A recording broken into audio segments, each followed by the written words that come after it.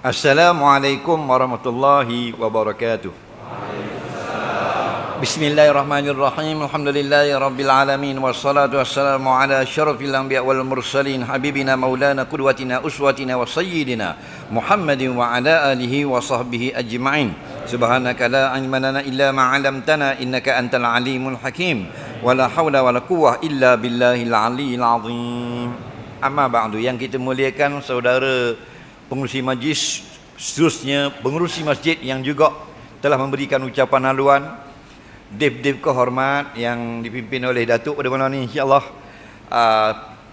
Nama-nama penganjur yang telah disebutkan oleh pengurusi tadi, kemudian yang kita kasihi seluruh sah kepimpinan ahli jawatan kuasa Masjid Nurul Hidayah, Masjid Airport Melaka, Batu Berendam, para imam, para bilal, hadirin hadirat, terutama Allah sekalian, kita ucapkan banyak-banyak syukur kepada Allah. Allah selalu izinkan kita berada dalam majlis yang baik. Alhamdulillah, sekali lagi kita malam ini di Batu Berendam, Masjid Nurul Hidayah, Allah izinkan kita dengan usia kurniaannya dapat berkumpul pada malam ini dalam majlis ilmu. Mudah-mudahan berkumpulnya kita ini dapat menarik rahmat dan barakah daripada sisi Allah.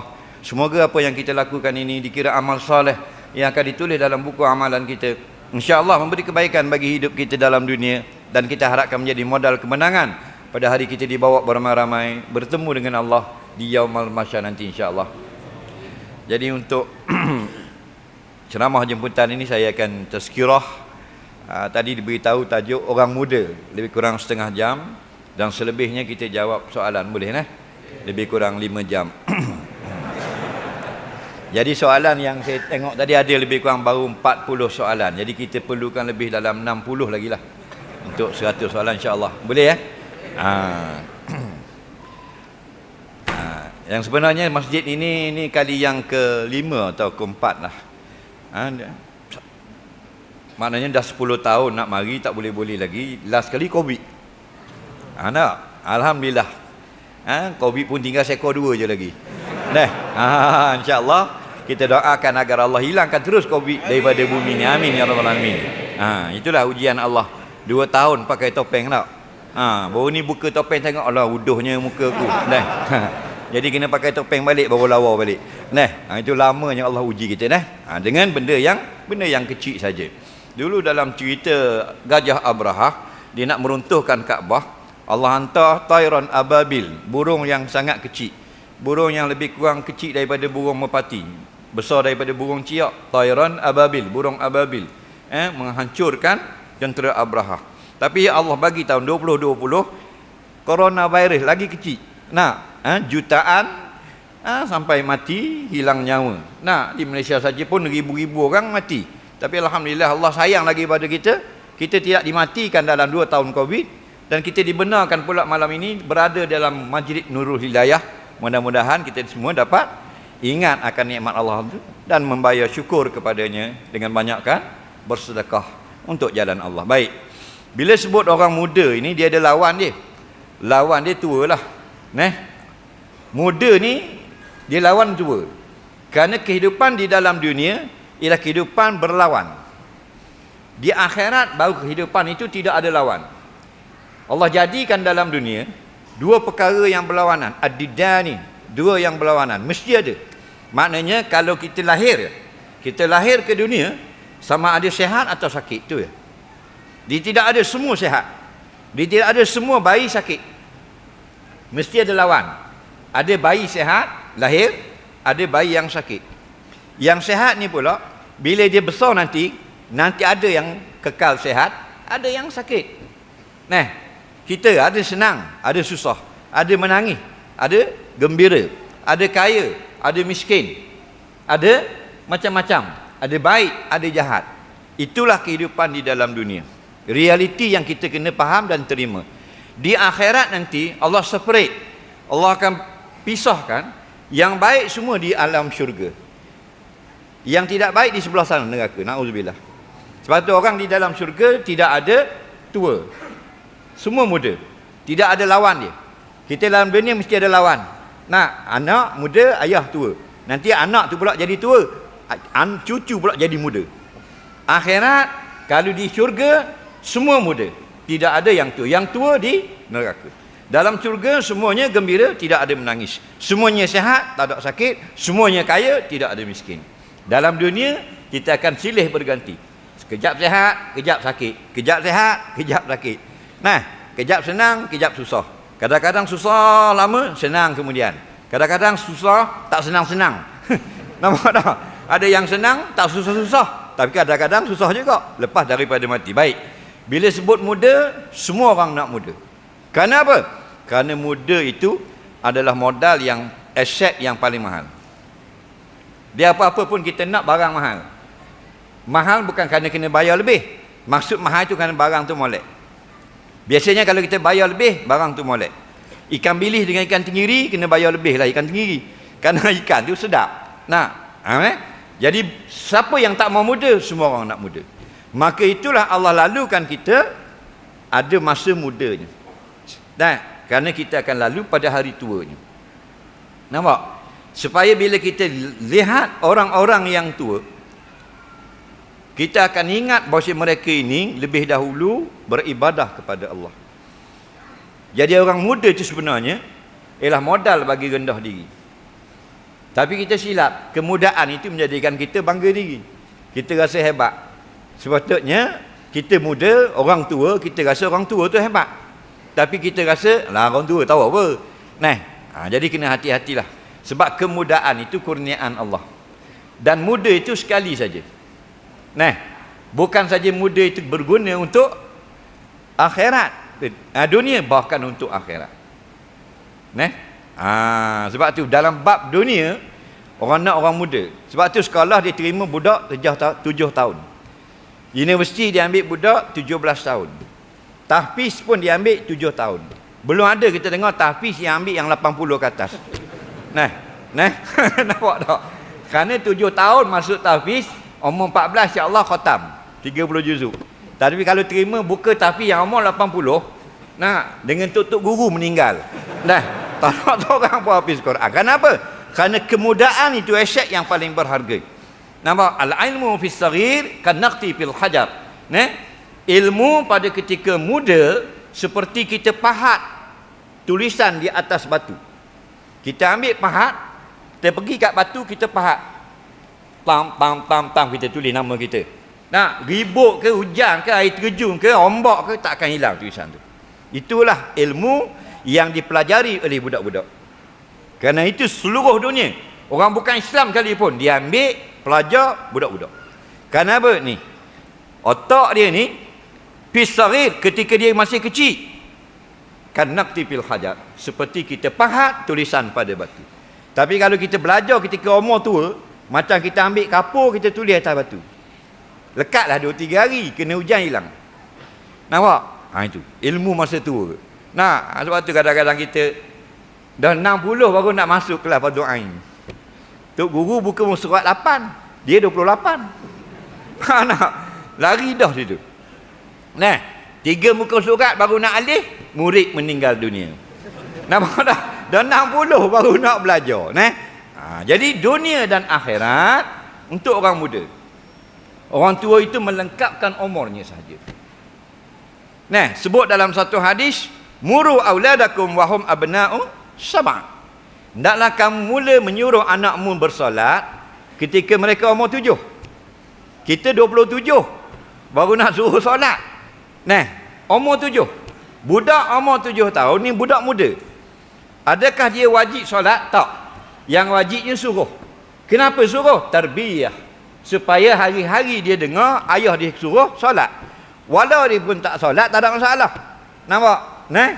Maknanya nasihat, perintah suruh solat itu dia sentiasa dengar daripada umur mula 7 tahun. InsyaAllah bila umur dia dah 10, 3 tahun dia selalu ayah dia pesan solat, solat tu akan lekat dalam diri dia 5 waktu sehari. Sebab tu Nabi kata, fadribu 'alaiha wa hum abna'u 'ashar. Kalau mereka sudah umur 10, kau pukul dia kalau dia tak mau semayang. Umur 7 jangan pukul budak-budak. Suruh je, adik solat. Anak kita pun masuk dalam bilik, naik atas katil, terjung, gedung. Ayah dia kata, rokok tu, rokok. Lagi. Dia buat sekali lagi, gedung. Sujud. Tak apa, budak-budak. Tak wajib kita hentam je ke. Kita nak skodeng, pasang sini tak payah. Suruh 7 tahun tu tarbiyah saja, supaya membiasa-biasakan. Begitu juga dengan puasa. Bila anak kita umur 7 tahun jah 1, adik, esok puasa Ramadan. Puasa tu benda ayah. Tak boleh makan pagi sampai petang. Dia pun puasa lah. Pukul 10 ayah lapar perut bagi makan. Itu cara dia yang betul. Kita salah. Paksa daripada subuh sampai maghrib. 30 Ramadan. Straight. Ini tak betul. Ayah lapar Pukul 2 dah ni. 7 jam lagi. Tengok. Dipaksa anak dia yang jah 1, jah 2 puasa sampai petang. Ayah dia itu tinggal 5 tak puasa lagi. Faham lagi? Itu sangat. Tapi bukan orang Batu Berendam lah tu. Tu orang Kuala Sungai Baru. Dia kena faham tarbiyah. Kan? Bukan kita salahkan ibu bapa paksa anak puasa penuh, bukan. Tapi maksud mengajar puasa itu bukan suruh puasa subuh sampai maghrib. Itu untuk orang dewasa. Maksudnya perintah kita suruh mereka membiasakan. Pukul 11 dia minta makan, bagilah. Esok pukul 2 pula nak minta buka, boleh lah. Itu cara dia. Bermakna setelah 3 tahun dari umur 7 sampai umur 10 kita duduk suruh Ramadan, lalulah benda tu loading dalam hatinya, sudah biasa. Ini perintah biasa. Ini kena faham. Kenapa? Kerana orang muda itu lekat kemah. Kita nak jadi orang, nak masuk ni pilot, nak kerja pilot. Sekolah penerbangan, mana dia umur 50. Nampak? 25, 23, 21 sekolah. Anak saudara seorang sekolah penerbangan 21. Anak kenapa? Kerana ni kita semakin berusia semakin slow. Yang kuat masa muda. Tengok budak-budak. Tengok tu yang lari-lari tu. Kalau kita umur itu masa umur kita 20 tahun, berapa kita lari? 17 tahun. 13 saat 100 meter. Datuk dulu berapa? 100 meter. Tak pernah lari 100 meter. Lari dalam guning. Saya dulu 14 saat. 14. Lari laju 14 poin berapa? Poin 9 kot. Malaysia punya juara berapa? 10 saat. Betul tak? Tapi sekarang dah 50 lebih mungkin 3 minit 100 meter. Tapi kalau dah masuk 80, itu penting, aset muda. Dunia pun gagah, akhirat pun gagah. Kerana itu sebut dalam satu hadis, 7 golongan yang akan dapat berteduh di bawah bayang arasy Allah pada hari kiamat. Kita orang Melaka siapa pun ada peluang 7 golongan. Yang pertama, imamun adil. Jadi pemerintah, jadi ketua menteri, dia adil, dia baik, bagus untuk rakyat. InsyaAllah dia dapat naungan. Yang ketiga tu Nabi kata syabun nasya'a fi ibadatillah. Orang muda, masih muda tapi sudah mula beribadah kepada Allah. Ini peluang bagi orang muda yang ada malam ini. Jadilah kamu golongan yang ketiga yang Nabi sebut dalam hadis ini, antara 7 golongan yang dapat berteduh pada bayang Allah di hari kiamat nanti. Syabun nasya'a fi ibadatillah wa fi riwayatin fi ibadati rabbih. Orang muda tapi sudah mula beribadah pada Allah. Faham Orang muda masih telah mula beribadah. Kenapa dipuji syarak? Kerana biasa yang mula beribadah ialah orang tua. Jadi bila orang muda dah beribadah kepada Allah, itu kehebatan. Nampak? Sebab tu Allah tak jadikan nafsu nak jimak. Minta maaf lah. Dia kahwin, orang muda-muda kahwin, nak jimak je. Tu nombor 1. Faham tak lagi? Nombor 1 orang lain tu betul lah zuriat. Tapi antara poin dia tu nak jimak power. Faham? Tu dia nak je. Seronok tak? Tetapi Allah jadikan bila dah masuk 65, 60, 70, dia akan tak ada power. Kenapa? Kerana kalau terus power sampai mati, tak ada orang tua mari masjid. Faham? Lepas tu umur 60, 65, cari kain pelekat. Mana? Duduk masjid. Pasal apa orang tua mari masjid? Tak boleh jimak. Faham? Faham lagi? Kerana nafsu tu kalau sentiasa boleh ditunaikan, mereka akan duduk bergembira suami isteri di rumah, tidak lagi memenuhi rumah-rumah Allah. Nah, jadi bila hilang nafsu tu, nak tu ada, kekuatan Allah tarik balik. Kerana apa? Kerana aku nak kamu berhadap pula kepada akhirat. Tetapi kita orang muda, Nabi sebut syabun, masih muda, nasya'a, hidupnya fi ibadati rabbih, sudah mula beribadah kepada. Kalau kamu yang ada dalam ni orang muda yang mula dah hidup dengan beribadah kepada Allah, masuk dalam yang dapat bayang itu. Kita ada rumah sekarang, belum tentu ada teduh di akhirat. Nampak? Nak teduh di akhirat 7 golongan. Dah? 7 golongan. Antara syabun, orang muda-muda. Orang tua semua orang nak muda. Tapi kalau kena benda-benda, kalau akhirat dia akan mengaku tua. Kalau benda dunia, orang akan mengaku muda. Dia kepala botak dah. Dia nak mengorat perempuan. Perempuan tu umur 40, 35, dia 60, rambut ke belakang dah. Faham rambut ke belakang? Faham tak lagi? Rambut di belakang dah. Jadi awek dia kata, I nampak abang macam botak dah. Bukan botak dik, kening air rendah. Dia tak mengaku botak. Faham lagi? Mana dia tidak akan mengaku tua kalau perempuan di hadapan. Itulah kelebihan muda. Orang tua pun nak muda. Nampak lagi? Dia akan kata bukan botak, kening rendah, keturunan. Faham?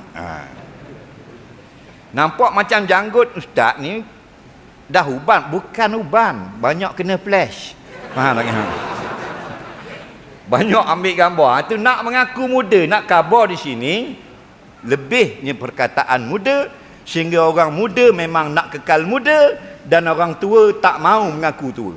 Kenapa? Kerana muda tu hebat. Apa hebatnya? Kekuatan. Nafas gagah, berlari jaju, jalan cepat, boleh angkat barang, mata nampak jauh, telinga dengar jauh. Tak? Dua-dua. Oh ni power ni.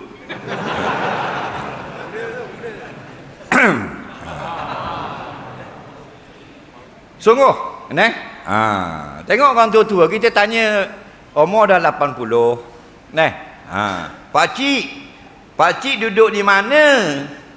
Dia kata duduk di mana? Dia jawab kan ni, 80. Orang tanya duduk di mana? 80. Umur berapa dah pakcik? Batu berendang. Orang tanya umur, dia kata batu berendang. Ini masalah. Kenapa? Kerana nikmat itu sebenarnya dia ambil balik. Muda itu kurniaan Allah dan kurnia itu tidak kekal. Jadi sekarang siapa yang masih sedang menerima nikmat muda, gunakanlah untuk dunia dan akhirat. Nampak? Saya zaman mengaji dulu. Zaman mengaji lah. Pakai motor ES5. Kita tak sempat naik tamah salin, bolang olahraga. Hari ni 6 biji pekah apa semua, ambil bolang olahraga dulu. Tak dam. Kejar masa, padahal muda. Umur baru 25, 26. Dan tahu dah, lepas ni 8.30 kitab ni, 12 kitab ni, pukul 4 kitab ni, lepas maghrib kita satu hari tu kitab penuh dalam olahraga dah. Sebab nanti lepas buat kerja senang. Tak naik dah untuk dobit hari ni. Kesana kesini kesana, tengah hujan, buku kepala. Kerana apa? Kerana muda. Ni kena hujan 2 titik, Allah menimpa dia. Nampak? Jadi gunalah masa muda itu untuk dunia dan akhirat. Dunia alhamdulillah semua orang pandai belaka dah. Kita kuat ketika umur muda. Dia dah tua, bukan kata kawan-kawan pejabat pun dah benci tengok muka kita. Sebab tu sekarang dia pencen umur apa? 60. Orang putih panggil pencen, orang Perancis panggil pension. Apa maksudnya? Dihalau dari jabatan. Itu bahasa kasar dia. Kerana kalau teruskan lagi kerja, punah ranah jabat. Nampak? Tender orang ni dapat kat ni, tender ni pusing kat ni kertas. Mabuk tadi habis dah. Kenapa? Kerana manusia semakin lemah. Nampak? Batu kata pepatah Arab, law kana syabab ya'udu yauma, Allah indahnya kalau bolehlah kemudaan itu berulang sekali saja lagi. Nak, mana kalau boleh aku nak muda sekali lagi best. Tapi tak ada dah. Dilepas daripada zaman kita kanak-kanak, kita remaja, jadi orang muda, kemudian jadi orang dewasa, kemudian jadi orang tua, lepas waktu warga emas. Kalau ada panjang lagi umur, warga platinum. Kita berapa umur kita? Kita umur yang paling pendek. Kitalah umat yang paling pendek umur, tapi umat yang paling bertuah. Disebut dalam sebuah hadis Nabi SAW menyebut a'maru ummati baina sittin ila sama'in. Umur umatku antara 60 sampai 70 saja. Nampak? Umur umat aku antara 60 sehingga 70. Wakilatuhum yajuzu 'ala dzalik atau kama qala, tak ramai daripada umatku yang lebih daripada 70. Rasulullah 63, Abu Bakar 63. 60 hingga 70. Ada yang lebih dari 70? Ada. Tapi yang ramai ialah sebelum 60. Ralik 60 sampai 70. Nabi Adam 1000 tahun. Nabi Nuh alaihi salam 950 tahun. Saudara maranya 1000 tahun lebih. Nabi Nuh. Kita paling pendek. Nampak? Ada hadiah Nabi kata, umur ummati baina sittin wa sab'in. Umur umat aku hanya antara 60 hingga 70. Tapi sekarang ramai tak sampai 60. Di manakah muda itu? Menurut rata-rata penduduk dunia, kemudaan itu ialah 40 ke bawah. 40 ke bawah. Dipanggil orang muda lah. 40 ke atas orang tua. Nampak? Tapi di sisi ulama tasawuf, dia 20 itu orang tua. Nampak? 20. Orang tasawuf, orang sufi, dia kata nas iza balagha 20 yuqalu lahu syekh. Manusia itu apabila sampai umur 20 digelar sebagai orang tua. Wa iza balagha 40, bila mereka sampai 40 yuqalu lahu mayyit, orang panggil mayat. Jadi ramainya mayat malam ni. Nampak tak? Masuk dengan aku. Itu orang tasawuf kan. Tasawuf dia lebih lagi. Tak apalah, kita buat panduan. Mati bukan dengan kemudaan, bukan dengan ketuaan. Cerita malam ni bukan tentang mati, tentang kemudaan. Masa muda itulah kuat. Kereta kita baru beli memang sedap. Baru ambil kemarin dulu, hari ni nak pergi Terengganu, beres. Ni bawa kereta beli bila? 1985. Tun Mahathir rasmi mula itu 17,000. Tak dah sampai 2 kilo keluar dari rumah, tekan wiper bunyi horn. Faham lagi? Tekan signal keluar air, cot balik awal. Jadi kalau orang muda kereta baru, nak pergi mana? Nak pergi jalan kaki, tengok jalan kaki ke Mekah, hiking, tahu tak? Dia seorang tu orang Perak ke orang mana? Motor Chris daripada Mesir ke Cape Town. Motor Chris, motor kap. Afrika. Bukan sini ke Alai. Lagi 18 kilo. Faham? 30,000 kilo. Motor Chris. Kenapa? Muda, 30 umur. Seorang lagi dia bawa basikal, dia jelajah Iceland. Orang Malaysia. Kenapa? Muda. Cuba 90 buat travel. Malam kedua tahlil. Itu pun. Sayyidina Ali ganti tempat Nabi ketika orang nak bunuh Rasulullah, nak kepung rumah Nabi. Sayyidina Ali kata, aku duduk sini, aku ganti. Ini orang-orang muda. Nampak? Sebab tu kalau kita nak tahu bestnya muda ni, tunggu masa tua lagi, baru mau tahu hakikat hebatnya muda. Mana kalau kita rebut guna masa muda kita sekarang, kita tak menyesal lagi ketika telah tua. Untuk dunia dan akhirat. Dunia semua orang pandai, yang bukan Islam pun pandai, yang tak sembah Allah pun pandai guna kemudahan. Tapi gunakanlah juga untuk akhirat. Kita boleh jaga malam kalau kita ni orang muda. Kita kuat baca Quran kalau kita orang muda. 3 juzuk, 4 juzuk satu malam. Satu huruf 10 pahala. Bayang. Gaji Perdana Menteri 1 saat, 1 minit berapa? Baru 80 sen. Nampak? Ha? 70,000 sebulan, 80,000. Ha? Baru 80 sen seminit. Tapi Nabi kata, man qara'a harfan min kitabillah, barang siapa baca satu huruf daripada Quran, falahul hasanah, satu pahala. Al hasanah bi asyri amsalihha, satu pahala ganda 10. Siapa yang baca alif lam mim, 30 pahala. Siapa baca bismillahirrahmanirrahim sekali, 190 pahala, 190 ringgit.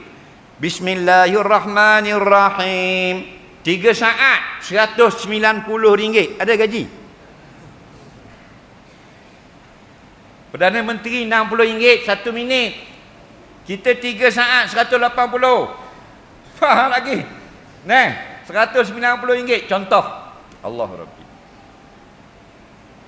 Barang siapa yang baca Fatihah 1560 pahala. Kerana Fatihah ada 156 huruf. Nampak? Kali 10, 1560. Cari biar kita kaya dunia, kaya akhirat. Atas dunia kita ada dah kereta wajah, wirra, wibba. Faham? Ada belaka tak? Cuk. Woi, kereta mewah, ha? Myvi mewah. Ha? Kalau zaman Sultan Mahmud dulu, siapa ada Myvi? Bayang. Tahu tak? Buka ekor, sejuk apa semua. Kaya dah tu. Nampak? Itu harta. Allah Rabbi. Allah nak bagi kita supaya kaya dunia dan akhirat. Kita cari duit, dapat 3,000 sebulan, 4,000. Okey, biar dapat 4,000 juga akhirat sebulan. Nampak? Itu panggil balancing, dia panggil. Nampak? Balancing. Jalan pun tak goyang. Elemen betul. Nampak? Ini elemen tayar buat sangat. Subuh tak semayang. Nah, ini masalah. Kaya dunia, kaya akhirat. Rak'atani minal fajar khairun minad dunya wa ma fiha. Orang perempuan, laki-laki, muda, tua, 2 rakaat semayang sunat subuh, Allah akan bayar mahal dari bumi ni. Di Batu Berendam berapa satu lot tanah? Satu lot berapa? Tanah kosong. 100,000? Tak boleh. 200,000. Kalau satu Melaka berapa nilai?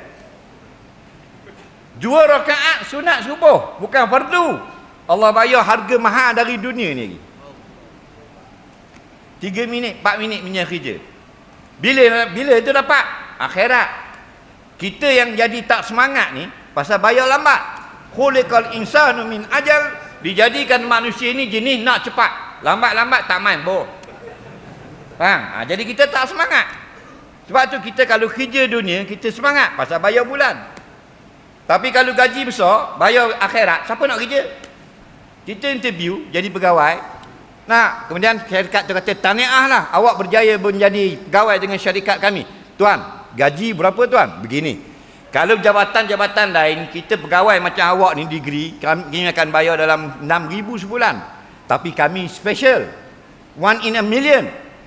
Kami bayar awak 250,000 sebulan. Tapi bayar di Padang Mahsyar. Kita nak kerja tak? Sorry bos, no way man. Faham? Kita takkan nak kerja pasal bayar dia akhirat, walaupun mahal. Kerana itu kita tak baca Quran, kita tak buat kerja dengan Allah, walaupun kita yakin Allah bayar, tapi lambat bayarannya. Kita nak yang bayar cepat. Betul tak? Allah boleh buat. Kita kata subhanallah, keluar RM100 kot celuh hatak. Tengok RM100. Ori, subhanallah, keluar RM100. Tes sekali lagi, subhanallah, 200. Mu nak sebut berapa kali? Jawab ikhlas dalam masjid. Jangan bohong. Sekali kata subhanallah, keluar 100. 2 kali 200. Berapa kali nak sebut malam tu? Selagi mampu, tak tidur lah. Tengok. Tu tengok tu. Tu hak berjanggut tu. Hak topi sudu saya cakap banyak lagi. Hak berjanggut tak tidur. 2 kali subhanallah, 2 keping. Teh kali lagi subhanallah. 3. Alamak.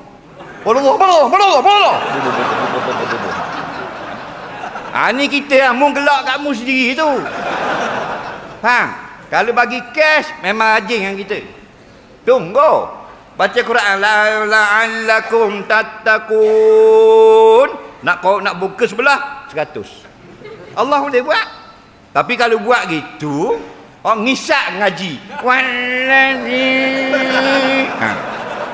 Jarum tekak. Ngaji. Faham? Tidak ikhlas. Nampak? Jadi kita buat ad-dunya mazra'atul akhirah. Kita buat sekarang untuk kerja dengan Allah. Hak bagian duit kita kutip dunia untuk kesenangan dunia sementara. Hak bayaran penuh aku nak di akhirat nanti. Walaupun lambat bayar, kumpulkan banyak-banyak. Dipanggil skim cepat kaya, tijaratan lan tabul. Lebih-lebih orang muda. Sungguh. Dulu kadang-kadang orang minta tolong baca Quran, cara mara meninggal, kita baca di kubur. Sehari 10 juzuk. Sehari 10 juzuk. Kita kalau kita baca direct, 3 juzuk dia akan bunyi dah kat ini. Krok krok krok krok krok krok dia kering. Grease habis. Kena keluar cari teh tarik. Baru sambung lagi 3 juzuk. Faham? Tu. Pasal umur muda 20-an. Sekarang 1 juzuk pun tak habis. Pasal sudah tua. Nah, itu kelebihan orang muda. Zikir boleh ribu-ribu. Sekarang tak larat. Baca Quran dulu banyak, sekarang baca sikit-sikit mengantuk. 2 lai tidur tak Quran. Nah, tahajud 2 kali naik, terus semayang duduk tak larat. Nah, bila 20-an, dum letih baru tidur. Nah, jadi gunakan kemudahan. Itu tentang akhirat. Bahkan kegembiraan kita yang membawa pada akhirat, seperti bersuami isteri. Wah, mudah. Lepas tu Nabi kata, ya ma'asyara syabab, man istata' minkumul ba'ah falyatazawwaj. Hei orang-orang muda, pemuda-pemudi, siswa-siswi, remaja-remaji. Mana-mana kamu yang masih muda mampu untuk menjadi ketua rumah tangga, berkahwinlah. Tengok, kahwin itu dunia dan akhirat, bukan dunia saja. Kahwin muda. Bukan kahwin isteri muda. Mana kamu muda kahwin. Kenapa? Kerana satu hari Abdul Rahman bin Auf dia berkahwin dan tak sempat jemput Nabi. Bila Nabi tahu Abdul Rahman bin Auf kahwin, Nabi tanya, Sayyib am bikir? Hei Abdul Rahman, aku dengar mu kahwin semalam. Binimu orang muda, orang tua. Jawab Abdul Rahman, Sayyib ya Rasulullah, orang tua dah. Bini saya orang tua dah. Nabi kata, halla bikra tulaibuka wa tulaibuha. Kenapa kau tak kahwin yang muda? Bila kahwin yang muda, kau dapat bermain dengan dia, dia dapat bermain dengan kau. Nak khabar sini, kegembiraan yang bangsa dunia pun diiktiraf oleh agama. Tapi dengan kemudahan. Nah, maksudnya perkahwinan ini bukan seks saja, tapi bermain, teman bermain. Kita kalau duduk seorang, duduk dalam court badminton. Court tu, dewan badminton harga 50 juta. Kita punya raket bukan beli kat China, beli kat Planet Mareh baru ni. 4,000 lebih sebatang. Tapi tak ada orang nak main seorang diri. Boleh main tak? Tak boleh. Tu nampak. Kaya lagu mana pun mu kena duduk berdua. Jangan duduk seorang. Nah, waja'anna likulli syai'in. Nampak tu jangan. Kami jadikan tiap-tiap sesuatu itu dia ada pasangannya. Nah, jadi kalau kamu kahwin dengan isteri yang muda atau suami yang muda, bukan saja masalah dapat halal tentang jima' dan sebagainya, tapi dalam hubungan bermain, bergembira, muamalat sesama kamu lebih suka. Lalu Nabi beri sebab, tuna ibuka wa tula ibuha. Dia boleh ajak kamu bermain, kamu boleh ajak isteri bermain. Kita umur 25 kahwin, bini kita 22, kan seronok? Tak? Kita panggil yang kita main polycentric. Kerja dalam rumah. Lepas polycentric main badminton, gantung net kat dapur. Betul tak? Puas-puas ke? PS5 pula. Faham tak lagi? Lepas tu main kejar-kejar, main masuk dalam almari, sembunyi-sembunyi. Betul tak? Seronok tak? Seronok. Mandi, kita jiruh bini kita mandi berdua.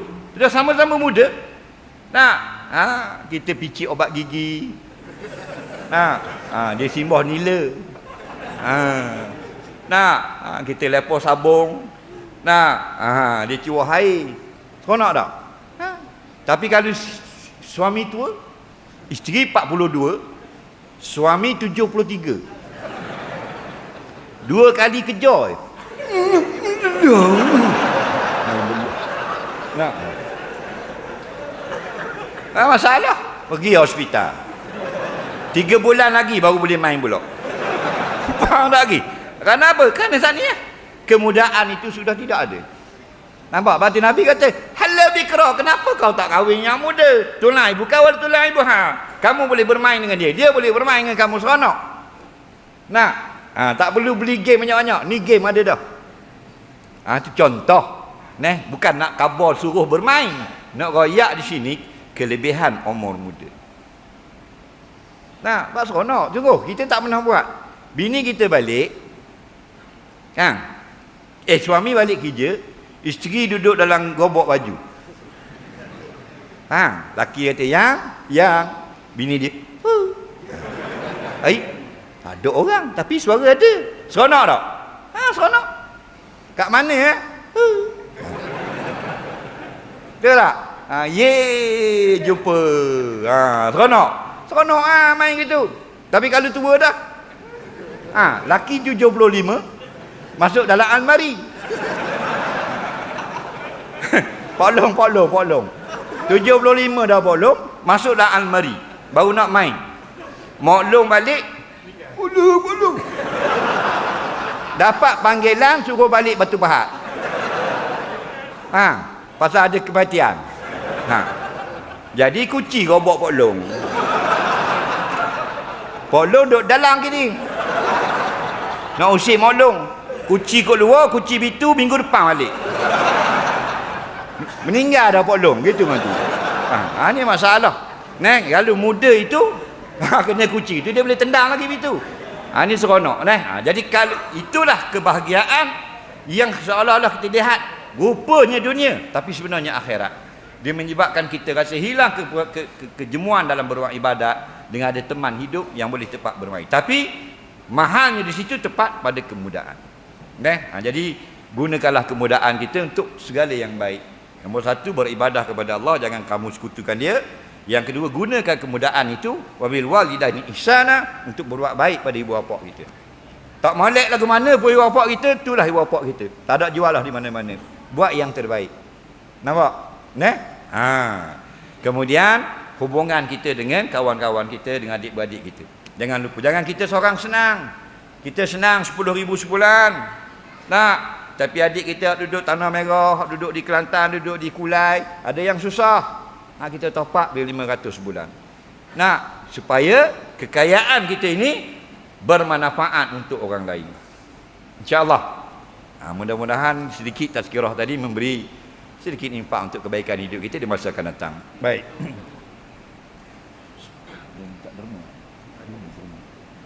Sebelum kita mulakan sesi yang seterusnya menjawab soalan, kita tengok dulu apa yang telah diwakilkan oleh kepada saya oleh pihak Masjid Nurul Hidayah. Yang ini melancarkan dana kutipan digunakan untuk membina komplek Al-Fatih, untuk buat dewan serbaguna, bilik hafaz Al-Quran, bilik musafir dibina sebelah kiri masjid. Kos dianggarkan 1.5 juta. Ini adalah sebahagian daripada jihad ekonomi umat setelah kita berjaya menyiapkan rumah kedai. 10% disalur ke pusat tahfiz, 10% ke tabung masjid. Petugas akan bangun sekarang, mereka akan menggunakan vest yang cerah kuning seperti tentera di hadapan. Mereka akan ambil duit sumbangan tuan-tuan menggunakan guni putih besar seperti ini. Payah orang buat beg kecek pakai guni tu. Jadi sila bangun sekarang petugas untuk memungut sumbangan derma. Beg yang ada tulis Masjid Nurul Hidayah, ada nombor-nombor dia. Jangan balik lah. Dengar derma takut lari habis. Kerana kita ada dua perkara yang sangat mustahak, rugi kalau kita balik. Yang pertama, kita masuk sesi soal jawab yang ditunggu-tunggu. Satu Malaysia ni orang duk tunggu benda ni, budak-budak. Dia nak lepaskan masalah. Yang kedua, kalau kita balik rugi. Sebab saya sudah dimaklumkan oleh JK Masjid, lepas majlis malam ini kita akan dijamu besar-besaran di rumah masing-masing. Pelan-pelan, yang kutip derma pelan-pelan.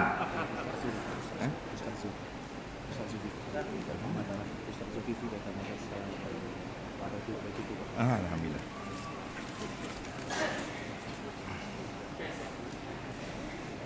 Pelan-pelan, kutip derma, bukan maraton.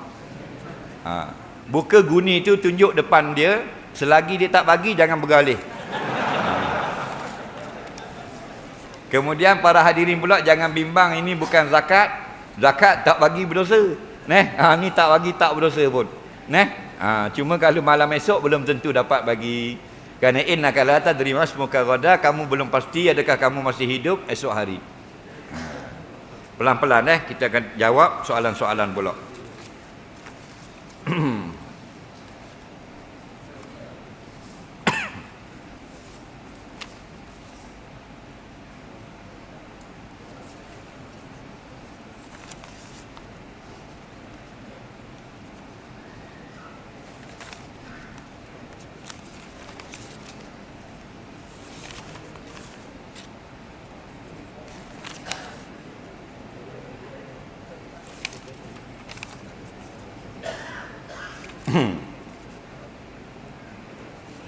Baik, 2 minit lagi kita mula jawab soalan. Ramainya orang mana ni? Allah, lebih hebat orang Melaka. Saya ni mak orang Terengganu, ayah orang Melaka. Jadi Tok Ki dulu orang Melaka, kerja kerajaan zaman British, kena tukar di Terengganu, bawa ayah pergi duduk sana. Faham? Itu cerita dia.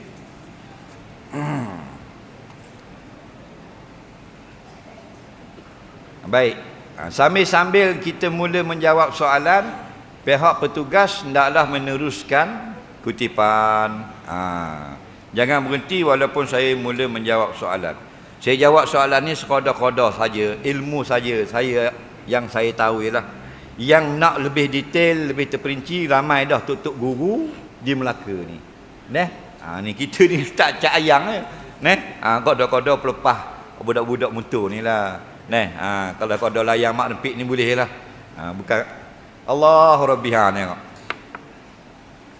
Guru Haji Zulkifli ada depan kita, kena buat-buat tak dengar dah lah.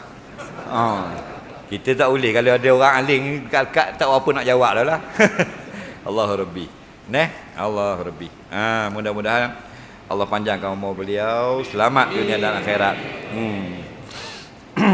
Tak apalah, kita buat macam Tok Guru tak ada. Kalau tidak batal lah saya ni. Sebab pepatah Arab kata iza ja'al ma' batalat tayamum. Bila datang air batallah tayamum. Kita tanah aje, Soalan yang pertama, saya tembak babi. Dia lah, bukan saya, dia.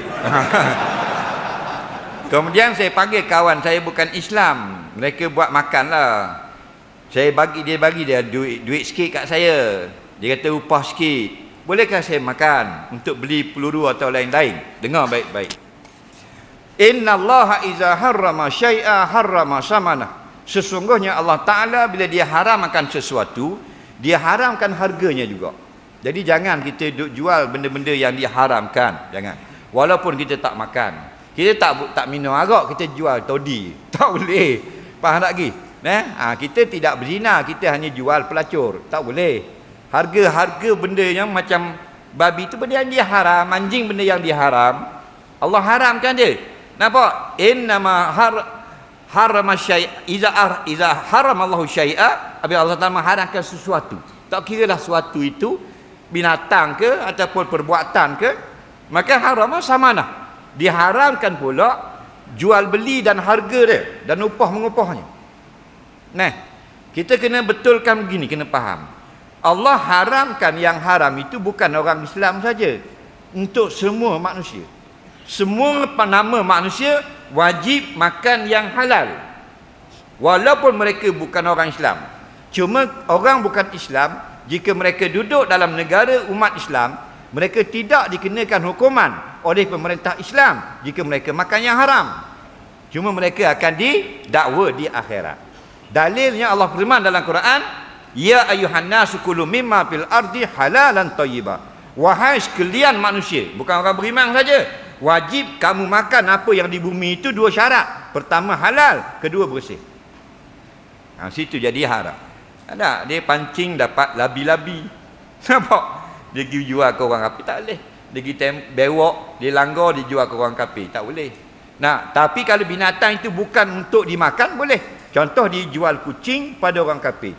Orang kafir itu beli kucing kerana nak tengok comelnya kucing. Itu harus. Walaupun ada khilaf kalangan fuqaha, tak ada masalah. Tapi ada ulama yang membenarkan kerana bukan untuk dimakan.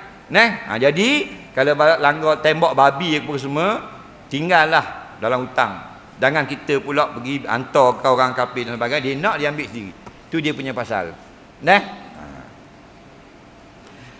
Sah tak mandi wajib sambil buang air? Dia mandi wajib, lepas tu buang air. Air mana buang? Air dia lah. Bukan air baldi. Siapa yang tidak mengambil wuduk, dia hanya mengangkat hadas yang besar, maka hadas kecil turut terangkat.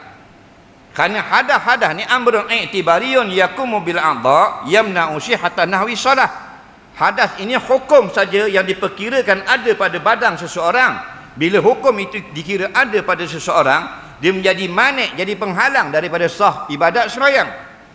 Maka kita niat angkat hadas, maka kita maksudnya angkat hukum yang melarang tadi. Bila hukum larangan sembahyang sudah terangkat, maka sah kita mengerjakan sembahyang.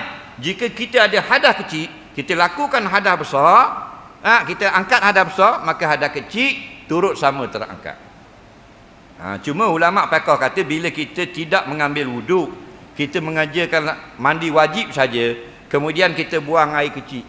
Buang air ini maknanya batal wuduk. Khuruju syai' min sabilain, keluar sesuatu dari kemaluan depan atau belakang. Maka sah hadas besar kita sudah terangkat, tetapi tidak boleh melaksanakan solat kerana kita sudah berhadas kecil. Faham?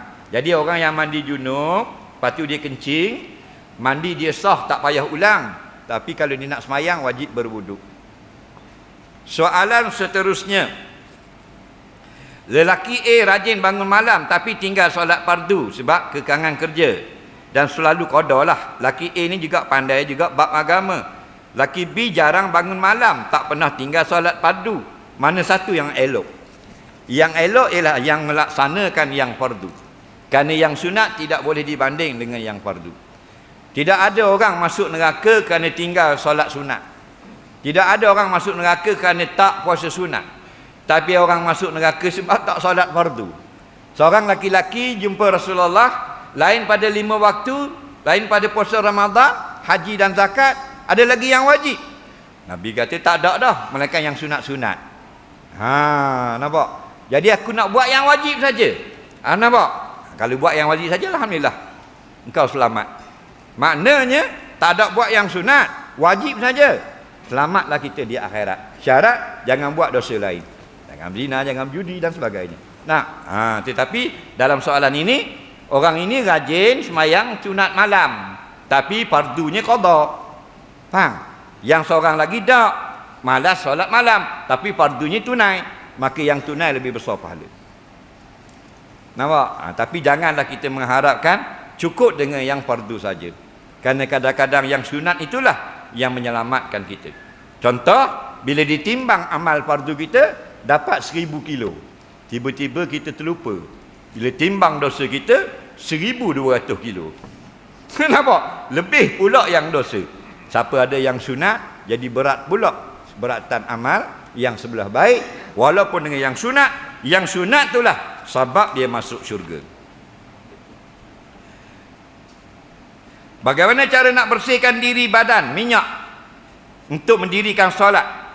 Jawabnya wajib kena bersih sekadar mana yang kita boleh. Kita badan kena minyak. Kalau kena sabun, tanggal tak? Kena sabun baru tanggal, wajib guna sabun. Tak payah guna sabun, mandi gonyoh dengan kain tanggal. sunat guna sabun. Ma la yatimul wajibu illa bihi fa huwa wajib. Sesuatu itu tidak sempurna dengan adanya dia, maka dia juga maka menjadi wajib. Kalau dengan guna sabun baru tanggal, baru bersih, maka sabun itu asalnya harum, hukum telah berubah menjadi wajib. Jadi ramai agak pomeng-pomeng dia kata tak apa, minyak halal pasal dia kerja pomeng. Tak. Yang ulama fiqh kata ialah sedikit-sedikit. Yang sukar, kerana al-masyaqqah tajlibu taysir. Kesukaran itu memberi hukum keringanan. Tidak bagi orang lain, orang kerja pejabat.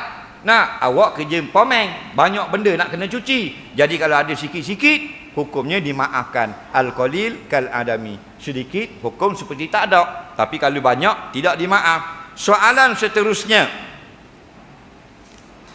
jika suatu hukumnya harus, mana pula dari segi pahalanya? Seperti hukumnya wajib, makruh atau haram. Apa makna harus? Apa makna wajib? Apa makna sunat? Baru kita faham. Makna wajib ialah barang siapa yang melakukan perkara itu, dia dapat pahala. Dan kalau tidak dilakukan, tidak berdosa. Kalau makna haram, siapa yang lakukan berdosa. Siapa yang tak lakukan kerana Allah dapat pahala. Apa makna harus? Buat tak buat, pahala dan dosa tak dapat. Contoh, kita sedang berdiri. Bila berdiri, aku nak duduk, harus. Maka duduk, pahala tak dapat, dosa pun tak dapat. Tapi kalau dia duduk, kerana nak merehatkan diri supaya dapat nanti solat dengan tenang, maka dapat pula pahala. Berubah dengan sebab niat. Maka niat itu aridiyun, daripada harus menyebabkan dapat pahala. Makruh itu perkara yang kalau kita buat tidak berdosa. Ma la yusabu fa'iluhu wa la yu'aqabu. Ma la yu'aqabu fa'iluhu. Makruh itu perkara yang tidak diazab orang yang melakukannya. Jika tidak ada wuduk, boleh tak kita baca Quran yang ada terjemahan atau daripada aplikasi telefon? Dengar baik-baik. Masalah tidak ada wuduk, boleh baca Quran. Ia hanya dilarang pegang Quran. Kita tak ada wuduk, jangan pegang Quran. Innallazina amanu, jangan pegang. La yamassuhu illal mutahharun.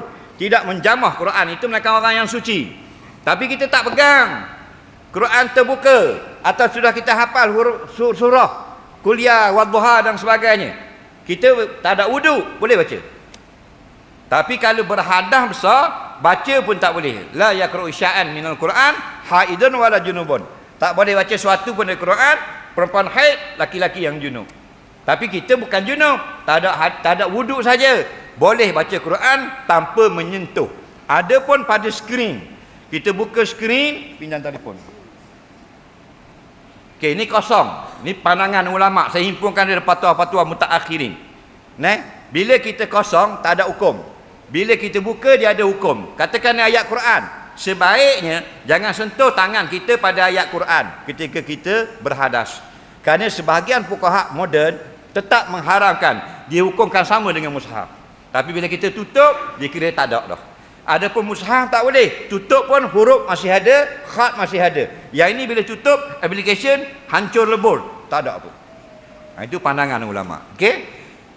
Soalan seterusnya. Jika period sekejap datang, sekejap berhenti. Bila datang balik, macam mana nak solat ni? Sebab tu suruh kahwin dengan ustaz.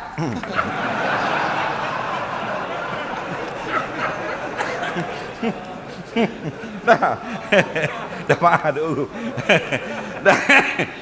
Gurau tak? Ada tak gurau mengatuk mata. Dia gitu. Senang tanya abang tak? Ni nak tarik lagi, nak tulis lagi. Dengar baik-baik. Perempuan ini dia panjanglah kalau bab ni. Biarlah kita nak terang dua. Satu dipanggil perempuan yang tahulah. Perempuan yang mumayyizah. Satu lagi dipanggil perempuan bengong. Jangan marah. Bengong. Dia panggil perempuan yang mutahayyirah. Mumayyizah ni maksudnya perempuan yang sudah biasa berhaid. Dia sudah biasa berhaid seperti dia selalu haid 7 hari sebulan.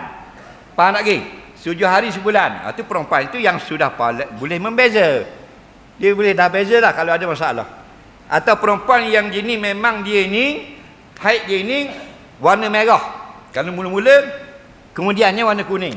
Itu pun dipanggil mumayyizah, perempuan yang boleh membeza. Yang bengong ni mutahayyirah, perempuan yang tidak ada bandingan. Dia pertama kali haid, tiba-tiba haid yang pertama dia tu dah bengong dah. 2 hari keluar, 3 hari tak keluar, 4 hari keluar, 2 hari tak keluar. Jadi nak buat macam mana? Jadi kalau saya harapkan, kalau yang bertanya ini perempuan yang sudah biasa, contoh, dia biasa keluar haid 7 hari. Okey? Tiba-tiba bulan ni terkejut. Bila tak dapat bering, dia terus keluar istihadah. Darah macam-macam hal, terkejut. Dia akan jadi 3 hari darah, 4 hari tak ada darah, 4 hari 3. Maka begini. Satu pendapat, selama di dalam 15 hari itu semuanya haid. Okey. Okey. Contoh, keluarnya 10 hari. Biasa dia keluar 7 hari, 7 hari, 7 hari. Ini tak, 2 hari darah, 2 hari suci, 2 hari darah, 2 hari suci. Maka begini, dalam mazhab Syafi'i, masa kita darah yang pertama itu darah haid, dan darah yang kedua pun darah haid kalau 2 hari sehari ke atas. Masa suci tengah-tengah tu, faham lagi?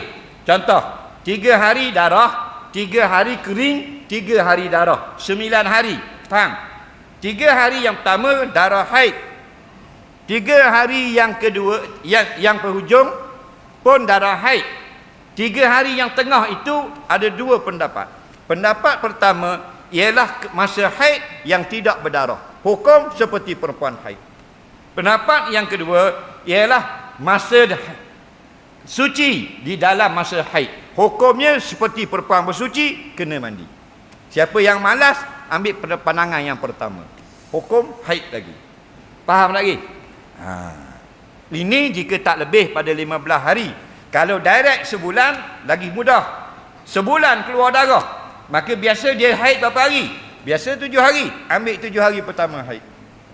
Lagilah mudah tu. Okey? Selebihnya istihadah. Soalan seterusnya, bagaimana cara tayamum jika ada sebahagian anggota wuduk berbalut dengan luka? Baik. Anggota wuduk berbalut dengan luka. Contoh kepala lah. Kepala dia kena balut. Bini dia balut dengan pelayar. Nampak borang poligami duduk atas meja, balik pong 15 jahit ni. Contoh dah. Tapi bukan orang batu berendang lah. Orang batu gajah. Jadi balut sini tak boleh buka. Faham? Siapa yang tidak boleh mengenakan air pada anggota wuduk kerana apa? Kerana luka, takut rosak, takut keluar putus jahit, atau tak boleh nak buka balutan, maka hendaklah mulakan wuduk mengikut tertib dulu. Contoh, tangan sebelah ni kanan tak boleh, sini luka habis ni. Faham? Sakat ni tak boleh kena air. Okey? Wuduk apa dia dulu? Fabsilu wujuhakum. Wajib basuh muka dulu. Ambil wuduk macam biasa. Lepas tu, wa aydiyakum ilal marafiq, kata Allah. Tangan kamu pula sampai ke siku. Tangan kanan ada simen. Maka kita mula bertayamum. Di situ kita start tayamum, sapu muka dan sapu atas tangan. Lepas tu, sambung basuh tangan kiri. Lepas tu, sapu kepala, telinga dan kaki. Faham lagi? Jadi kena buat 2. Mana-mana anggota yang boleh kena air, mesti kena air. Yang tak boleh kena air, istibahatis solah. Dengan tayamum. Soalan seterusnya, hukum pembagian harta pusaka tidak ikut faraid, sah atau tidak? Dengar baik-baik. Allah bahagikan dalam Quran, orang ini 1/8, orang ini 1/6, orang ini 1/4, orang ini 1/2, orang ini 2/3 contoh. Itu faraid Quran. Ulama membenarkan kalau kita nak bahagi sama rata, tetapi mesti dijelaskan dulu pembahagian mengikut faraid. Kalau faraid ini bahagian awak, kalau faraid ini bahagian awak, kemudian kita bersetuju untuk bagi sama banyak, semua waris bersetuju, diharuskan.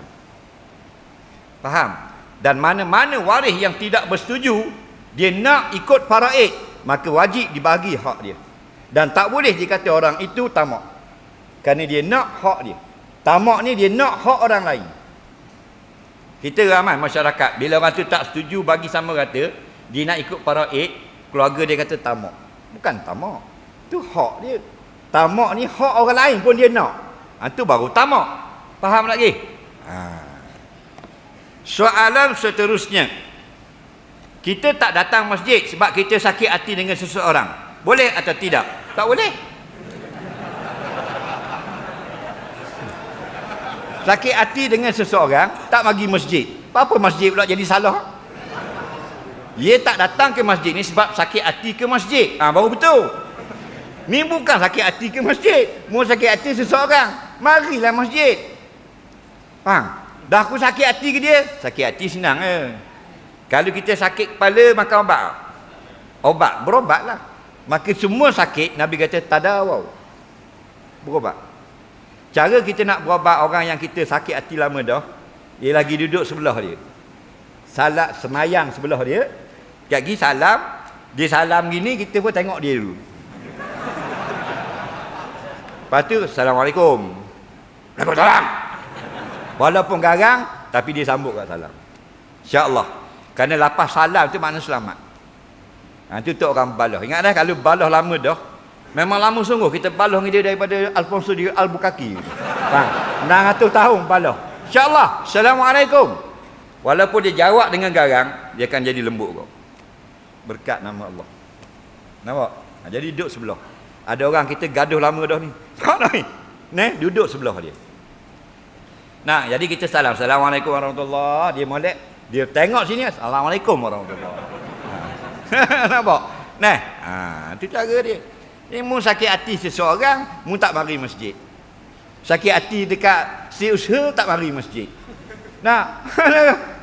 Kata bodoh marah. Masjid ni bukan rumah si usaha. Rumah Allah. Mari ya. Saya tak teramak nak duduk sebelah dia. Duduk belakang dia. Lama-lama akan terpandang insya-Allah. Dia jangan layang sangat. Sebab Allah buat syurga ni bukan untuk kita dua orang tu. Faham lagi? Syurga ni bukan macam balai raya. Balai raya 6 orang boleh masuk. Faham? Syurga ni untuk semua orang. Nabi kata kullu ummati yadkhulul jannah illa man aba. Semua umat aku akan masuk syurga, mereka yang tak mau masuk. Siapa tak mau masuk? Tak mau sembahyang? Tak masuk tu. Soalan seterusnya. Bolehkah kita pergi haji buat loan? Boleh. Hukumnya wajib, tak wajib. Man istata'a ilaihi sabila, wajib ini bagi orang yang ada harta. Bukan harta tu dengan cara pinjam. Kita memang ada harta boleh pergi Mekah, wajib. Tapi kalau cara pinjam, ulama hanya kata harus. Itu pun sebagian ulama kata kalau kita memang boleh bayar pada adat. Kalau rasa berat nak membayar, jangan berhutang. Di Indonesia dia buat satu tabung loan kerajaan untuk beri pinjaman agar orang miskin, rakyat dia pergi haji. Sebab tu ramai Indonesia pergi haji. Kita 30,000, dia 300,000. Balik bayar RM5 sebulan. RM5 sebulan. Lepas tu dia boleh pergi haji. Kerana ramai dia bagi buat pinjaman. Ini daripada ijtihad ulama dia. Nampak? Apakah amalan yang kalau kita buat sikit tapi bayar banyak? Saya nak tahu yang tu. Ustaz ada berapa anak? Anak saya boleh main bola sebelah orang. Okey, dia nak amalannya sikit, bayar banyak. Nak jawab gua ni. Senang saja. Kamu kerja dengan Allah. Kita sekarang kerja dengan siapa? Mu kerja dengan siapa? Syarikat. Syarikat bayar ke Allah bayar gaji? Syarikat bayar. Batu sikit. Berapa sebulan? Sikit. Faham lagi? Baju merah kerja dengan siapa? Tak kerja dulu kerjaan. Sikit tak? Boleh 6,000 tak? Sikit. Orang nak kerja sikit bayar banyak. Kerja dengan Allah. Faham? Sebab kita kerja dengan manusia. Manusia ni kaya ke miskin? Ya ayuhan nasu antumul fuqara. Hei sekalian manusia. Bukan anta, antum. Antum ni jamak semua sekali. Hei sekalian manusia, kamu semua fuqara, miskin. Faham? Wallahu al-ghani, Allah yang ghani. Setakat mana kaya Allah? Ghaniyun 'anil 'alamin. Lebih kaya daripada alam ini. Lepas tu siapa kerja dengan kerajaan dunia, dia dapat bayaran sikit kerana kerajaan dunia ada sedikit. Dan siapa kerja dengan Allah, Allah bayar banyak kerana Allah Maha Kaya. Jadi tak sah nak balaslah amal apa pun, membuatlah apa saja amal, asalkan mu kerja itu dengan Allah, Allah bayar, tidak ada sedikit. Nabi kata, man qala subhanallah tamlaul mizan yaumil qiyamah. Siapa kata sekali saja subhanallah, bayarannya penuh neraca pada hari kiamat. Wa man qala subhanallah walhamdulillah tamlaani. Barang siapa kata dua patah, subhanallah alhamdulillah, dua timbangan penuh pada hari kiamat. Mu rasa ada peluang tahajud, ada peluang sedekah, ada peluang baca Quran, ada peluang derma pondok. Dia kita punya rentak tak sama. Nak kita akan berdepan dengan situasi-situasi peluang buat amal soleh yang berbeza. Bila saja ada peluang, seorang laki-laki ni last kali nak kabur. Kalau buat kerja dengan Allah, saya bimbang tak ada bayaran sikit. Allah bukan macam kita, cak ayang. Faham lagi? Seorang laki-laki tu, Nabi cerita, dia masuk syurga. Kata Rasulullah, laki-laki ni orang yang paling miskin. Dia dapat paling sedikit dalam syurga kerana pahalanya sikit. Orang yang paling sedikit dibayar oleh Allah dalam syurga. Nabi cerita kisah dia. Dia dapat apa? Istana emas. Istana emas latar takkan latar plywood. Macam PPRT. Faham lah, istana emas. Dan tanah dia antara Syam sampai ke Yaman 4,000 kilo. Siapa ada tanah 4,000 kilo Malaysia? Malaysia pun 600 kilo. Faham lagi? 4,000 kilo tanah. Yaman sampai Syam. Syam sekarang Syria sampai Hadramaut. Tanah dia. Faham? Dan 70 orang bidadari anak dara. Wa kawa'iba atraba. Faham? Isteri 70 orang, umur 30 lagi. Dara semua. Dia tengok dia dapat istana emas. Tanah seluas Yaman sampai Syria. Bidadari 70 orang. Dia pun bertepik, aku orang paling kaya dalam syurga. Nabi pun gelak, kata sahabat, sehingga nampak geraham Nabi. Rupanya dia yang paling sedikit. Nampak? Ada. Kerja dengan Allah, buat apa saja. Kamu pasti kaya nanti. Betul tak? 70 bini. Kita ada 3 bini. Jual dengan lori-lori jual. Faham? Tak ada nak cover. Tu nak maintenance tinggi. Nampak tak? Tu baru 3 bini. Macam nak gila laki. Nah, ni akhirat. Soalan seterusnya. Mengapa kita dikenaki baca Fatihah dalam solat dengan lafaz yang berbunyi? Mengapa tak boleh saja baca dalam hati? Dia tak puas hati. Dia kata, kenapa kita baca Quran Fatihah kena bunyi? Kenapa tak suruh baca dalam hati? Tengok. Nabi sebut banyak hadis, antaranya la salata liman lam yaqra bi Fatihatil kitab. Tidak sah sembahyang bagi mereka yang tidak membaca akan Fatihah. Maksud baca di situ ialah baca berbunyi di lisan. Faham lagi? Sebab lafaz yaqra, qara'a yaqra qiraah. Masdar itu maksudnya al-lafzu minas saut, lafaz yang dikeluarkan, dilontarkan daripada mulut seseorang, dan sekurang-kurangnya al-isma' binafsi, memperdengarkan telinga sendiri. Kerana itu dalam hadis-hadis tentang bacaan, kata sahabat antara Ibn Abbas, sami'tu Rasulullah yaqra'u, aku dengar Nabi sedang membaca. Kalau Nabi baca dalam hati, sahabat dengar tak? Tak lah. Lepas tu dia suruh membaca di mulut. Kenapa mudah puas hati pula? Dia nak baca dalam hati. Nanti kalau suruh baca dalam hati, dia tanya pula soalan, kenapa baca dalam hati? Pasal apa tak baca di mulut? Jadi kita kena ikut syarak ke syarak ikut kita? Faham tak ke? Soalan seterusnya, umur dah 60, tak ikut perintah Allah, minat motor. Saya ni lah, dia tu. Usia saya dah 60, tapi tak taat perintah Allah. minat motor RZ. Boleh tak saya nak minta hati yang baru? Hati dia ni tak minat pada buat ibadat. Umur dah 60. Dia kata boleh tak minta hati lain?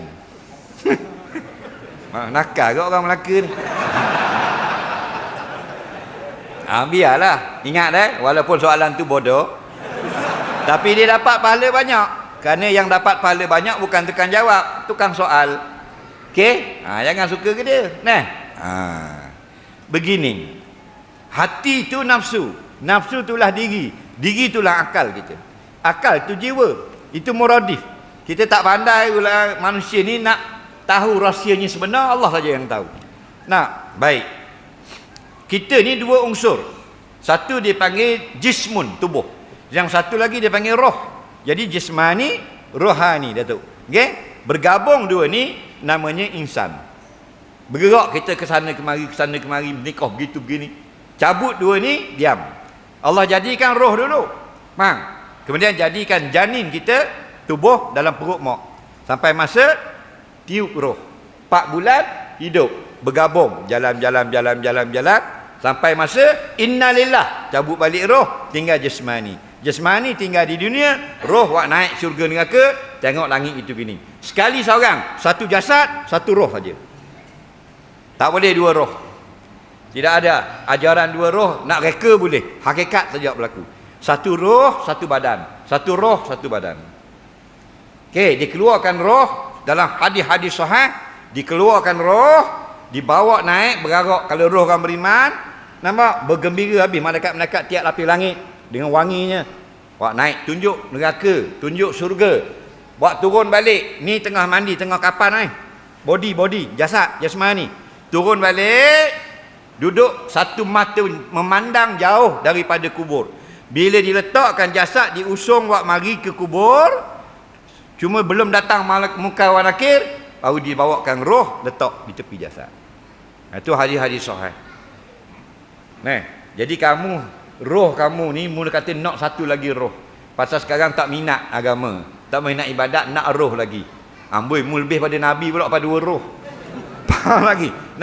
Satu roh. Minat tak minat, awak dah 60, ingat. Hadis sahih. Last kali 60.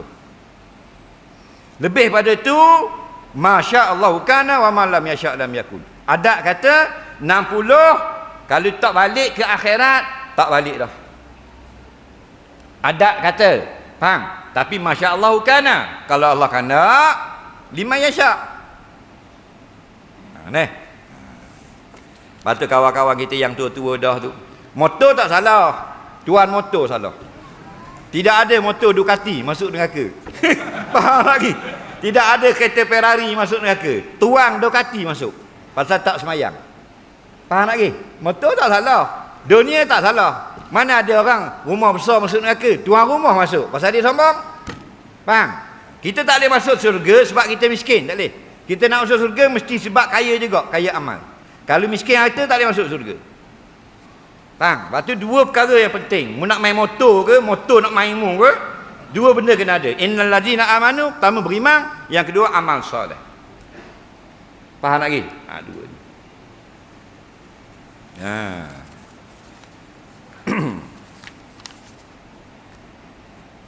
Bak main memang suka main. Main. Tapi jangan lupalah. Alhaakumut takasur hatta zurtumul maqabir. Tak, kamu akan dilalaikan dengan memperbanyakkan. Orang ni nak hebatkan kenderaan ni, hebatkan motor ni, hebatkan tu.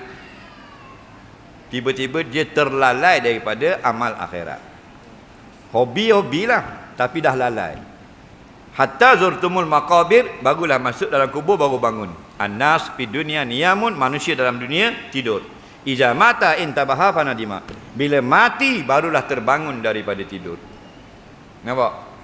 Tak salah hobi dan sebagainya tak salah. Saya ada ramai kawan-kawan yang hobi ni hebat-hebat. Yang kumpul kereta mewah, bukan kereta mewah, kereta supercar.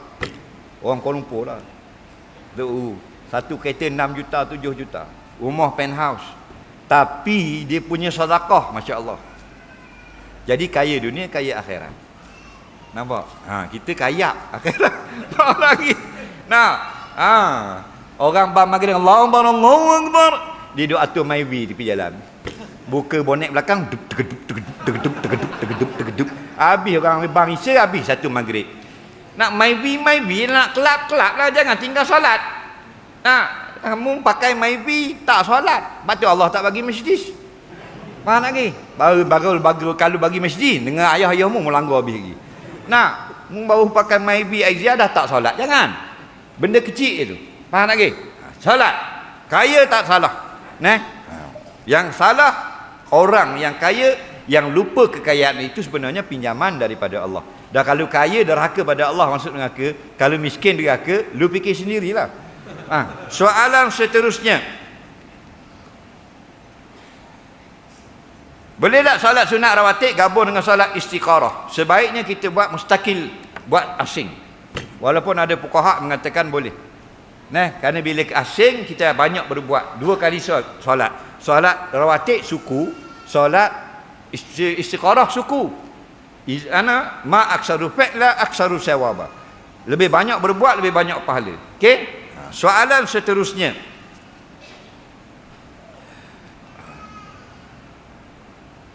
Bolehkah kita memakai pelaris di surau? Tak tahu. Apakah gaya rambut Rasulullah? Dalam kitab sirah. Kitab sirah. Sirah Ibnu Hisham, Sirah Ibnu Ishaq, dalam kitab Syarah Sunnah Imam Baghawi, dibelah di tengah rambut Nabi. Dan sampai di hujung bau, hujung rambutnya kena bau. Dan rambutnya tidak lurus, tidak kerinting. Beralun. Jangan buatlah pelik-pelik. Ini pelik-pelik. Dia buat nipis gitu, lepas tu dia buat dengan mata pula. Macam anak monyet je. Nampak? Berbelang-belang. Saya tengok itu, kesian dia. Yang buat lagu tu orang putih. Mak Saleh dekat duduk gempul dekat hari Minggu kat Trafalgar Square tu dekat London tu. Tu lain dah, tu anak Lord belaka tu. Juta-juta punya tu kaya tu. Rambut toreh gitu tu. Kita mak jual belacan. Ini masalah. Saya buat lagu tu. Buat rambut belah tepi, belah tengah, tak ada masalah. Walaupun sama dengan orang putih, lawa pun lawa. Macam Westlife. Ni tak cukur sini, belang sini. Hari tu dia buat spider. Dia buat macam sarang labah-labah. Lepas tu ada labah seekor. Dia nak tiru orang putih tu kulit merah, hidung mancung. Kita macam belacang. Masalah. Nak buat biar comel. Rasulullah belah tengah. Dan rambutnya diminyak berkilat. Comel. Maksudnya lawa. Satu hari Sayyidina Ali dia pakai serban tapi tak kemas. Nabi betulkan. Nabi suka keterampilan yang kemas, yang bergaya. Comel. Tak salah. Comel ni tak salah. Dan Allah suka. Yuhibbul jamal. Nabi kata orang yang sombong tak masuk surga. Seorang sahabat kata, Allah macam mana? Kami suka pakaian lawa. Kami suka kasut lawa. Nabi kata, tu tak apa. Allah pun suka yang lawa-lawa. Sombong bukan pakai lawa. Sombong tu merendahkan orang lain, menolak kebenaran. Okey? Soalan seterusnya. Apa pendapat Ustaz pernikahan yang dilakukan dengan jiran kita, nikah tersebut cukup syarat, hanya diketahui oleh restui oleh keluarga dua belah pihak saja, sah atau tidak, dan bagaimana hubungannya? Baik, dengar baik-baik. Kalau kita kahwin lagi cukup syarat belaka. Begini, sebab tu bila kahwin di luar negara, di Thailand, balik kena daftar di mahkamah syariah. Kenapa? Kerana kita duduk pada zaman kejahilan. Pasangan sendiri tak reti munakahat dan sebagainya. Jadi mereka hendaklah diperdengarkan masalah perkahwinan itu sah atau tidak. Itu saja. Nak tashih. Sebab tu kadang-kadang pasangan yang kahwin di Thailand ini, bila dia balik, dia masuk mahkamah sah. Dan kadang-kadang tidak sah. Mana ada pernikahan yang sah, ada yang tidak sah. Lepas tu kita kena daftar di sini. Kenapa? Kerana keadaan wali, keadaan syarat tidak cukup, rukun yang tidak betul, orang yang tidak sah menjadi wali hakim dan sebagainya, keadaan masafah jarak yang tidak sepatutnya. Cuma begini, kalaulah kita ambil yang sah, nikah lari dan sah, hukumnya haram. Nikah lagi dan sah. Kenapa haram? Kerana 3 perkara kita buat atas ibu bapa kita. Pertama, kita mengaibkan ibu bapa sendiri. Ibu bapa kita aib tak? Orang tahu ke kita menikah, ibu bapa tak tahu. Aib tak? Aib. Yang kedua, sedih tak? Sedih tak ibu bapa kita? Sedih. Yang ketiga, sakit tak hati dia? 3 perkara ini diharamkan oleh Allah kita buat atas ibu bapa. Hati-hati ya. Nampak? Anak kita lari ikut jantan, kahwin di Thailand. Sakit tak hati? Marah tak? Sedih tak? Malu tak? Itu haram. Kena hati. Itu atas yang sah. Kerana ibu bapa kita akan aib. Orang akan kata, amboi, tak panggil, tak jemput kahwin anak. Kita tak tahu cerita. Nampak? Jangan. Kena faham baik. Pekoh lah.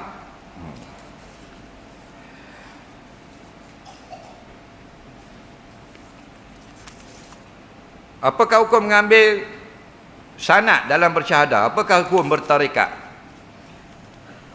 Sanad ni kita cerita macam hadis lah. Sanad hadis. Kita pergi tengok tadi accident dekat airport. Faham? Lori langgar dengan basikal. Hancur lori. Contoh. Kita yang tengok. Kita cerita ke Mamat cerita ke Den cerita ke Awang. Ni panggil sanad. Faham? Kalau tak ada sanad ni, yang kampung tu dengar cerita daripada surat khabar je. Boleh jadi betul, boleh jadi tidak, boleh jadi betul. Tapi bila bersanad itu, dan sanad itu orang yang memang betul, maka itu dipanggil kuat. Sebab itu dalam sanad hadis, dalam sanad zikir, sanad tarekat dan sebagainya, perkara itu sebenarnya bukanlah satu menunjukkan tanpa sanad itu maknanya bohong, tidak. Tapi itulah maksudnya, itu lebih kuat. Kita dengar sendiri, orang yang melihat sendiri, kita dengar sendiri, orang yang alami sendiri. Itu maksud sanad. Tapi jangan kita melampau, mengaji tak ada sanad, semayang tak terima. Jangan kata lagu tu. Sebab tu kadang-kadang sanad itu dengan mutasil, dengan bersambung. Dah ada ulama-ulama yang dia karang kitab, dia kata saya ijazahkan siapa yang ambil baca kitab ini. Ada juga. Tarekat ini dia nak menjadikan kita berjadual dalam melakukan ketaatan kepada Allah. Kerana tanpa jadual, kadang-kadang salah buku kita bawa. Anak kita kena bawa semua buku. Pasal apa? Jadual belum siap. Jadi berat tak? Beratlah. Dan kadang-kadang tak mau bawa berat, cuba-cuba teka, salah buku. Maka tarekat ni mudah-mudah cakap, dia buat jadual. Hari ni 5 buku je bawa. Esok 5 buku. Esok buku yang lain. Supaya kita ni stabil dan betul. Dan kita jaga waktu kita untuk zikir kepada Allah. Itu tarekat. Sebab sekarang kita tak tarekat. Kita tak ada jadual. Kalau rajin, malam ni kita zikir lah. Kalau tak rajin, minggu depan kita sambung balik. Ni takutlah. Jadi tujuan tarekat itu nak suruh kita kemah. Faham lagi? Jadi kemah. Ada jadual. Okey? Soalan seterusnya sikit lagi.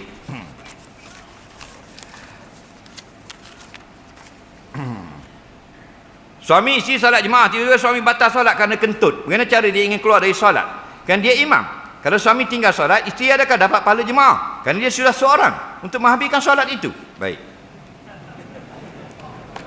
Isteri jadi makmum, suami jadi imam. Tiba-tiba suami kentut. Kentut.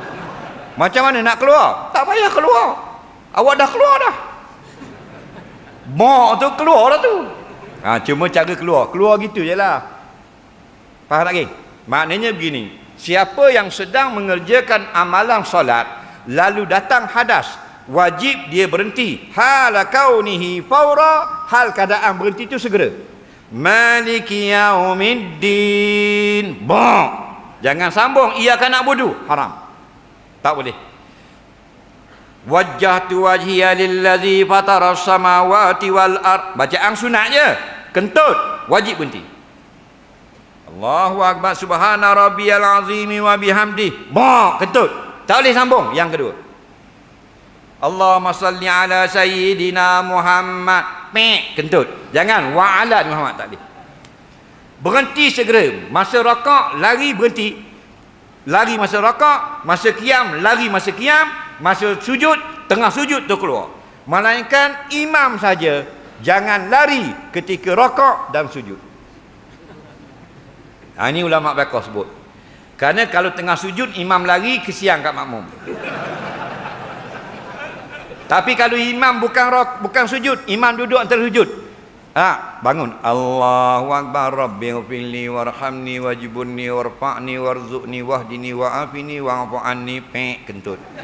Imam bangun, tak payah saja aku bangun kerana kentut, tak payah.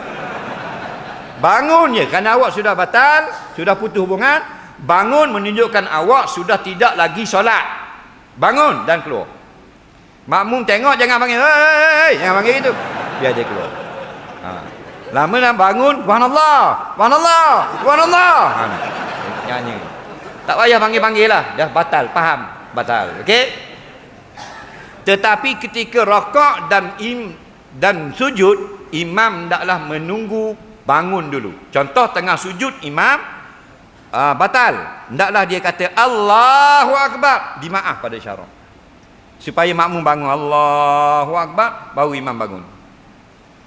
Nampak? Sebab kalau imam dalam diam tengah sujud, lepas tu keluar angin, dia pun lari. Makmum lama sangat. Apa hal lama sangat ni? Nak angkat takut batal. Jadi dia heret dari. Heret tengok. Imam tak ada. Imam tak ada. Imam tak ada. Satu masjid jam. Okey? Soalan seterusnya. Bagaimanakah betul hijab manusia boleh terbuka, terutamanya pengamal perubatan, tukang urut, boleh tahu perkara gaib, boleh nampak makhluk halus. La ya'lamul ghaiba illallah. Tidak ada siapa yang mengetahui yang gaib melainkan Allah. Kalau yang tahu yang gaib itu bukan tahu yang gaib, itu benda yang gaib jadi hadir. Adapun yang gaib Allah saja yang tahu. Faham makna gaib tu, tahanlah. Tak ada orang boleh nampak. Tapi Allah tunjuk juga jadi nampak. Contoh alam malakut, alam malaikat. Allah tunjuk pada Nabi mana? Daripada gaib menjadi hadir. Jadi Nabi lihat bukan ketika gaib. Yang melihat dalam gaib hanya Allah. Jadi Allah hadirkan yang gaib nampak. Maksudnya kata setengah diangkat hijab. Bila diangkat hijab, yang gaib itu jadi hadir. Maksudnya benda yang boleh dimusyahadah. Okey, cuma kebanyakannya bohong. Banyak dakwanya yang bohong. Mengurut orang, dia nak duit je. Nak, berobat orang dan sebagainya. Banyak peseng lagu ni. Tapi tidak pelik. Kalau Allah nak kurnia, dia boleh nampak benda yang orang lain tak nampak, angkat tabir. Angkat tabir. Di zaman Imam Hanbali, puteri ataupun dayang dalam istana masuk jin jadi gila. Mengacau lah, wah mengacau. Jadi panggil Tok Bomo pun tak jadi apa. Ginilah kata orang istana, kita pergi panggil Imam Hanbali. Dia orang yang kuat doanya dan bagus, dia banyak pengetahuan. Jadi khalifah pesan pergi, orang istana hantar pegawai suruh mari sini. Imam Hanbali kata tak boleh, dia nak mengajar. Dia kerja mengajar, bukan kerja berobat orang. Dah. Khalifah suruh mari. Khalifah tak khalifah, dia nak mari sini. Balik dia kata tak boleh mari, dia nak mengajar orang. Kata khalifah suruh mari begini. Pergi sekali lagi, beginilah. Ambil saya punya selipar, pergi kepada khalifah di Baghdad, angkat, panggil budak yang masuk hantu tu, makhluk halus tu, angkat selipar atas kepala dia, tinggi gini. Wahai jin yang ada di dalam tubuh si Anu bin si Anu, keluar kamu daripada tubuh budak ini, jika tidak aku pukul kamu dengan selipar Ahmad bin Hanbal. Raja buat. Bila raja buat, angkat selipar Imam Ahmad atas kepala raja. Itu kemuliaan ulama. Faham? Dan jin keluar daripada belakang, warna hitam. Jin tu kata nasib suruh keluar daripada budak. Kalau suruh keluar daripada bumi Iraq, semua jin akan keluar daripada Iraq. Kenapa? Imam Ahmad, anak murid Imam Syafi'i. sangat takut kepada Allah. Kita sangat takut kepada bini.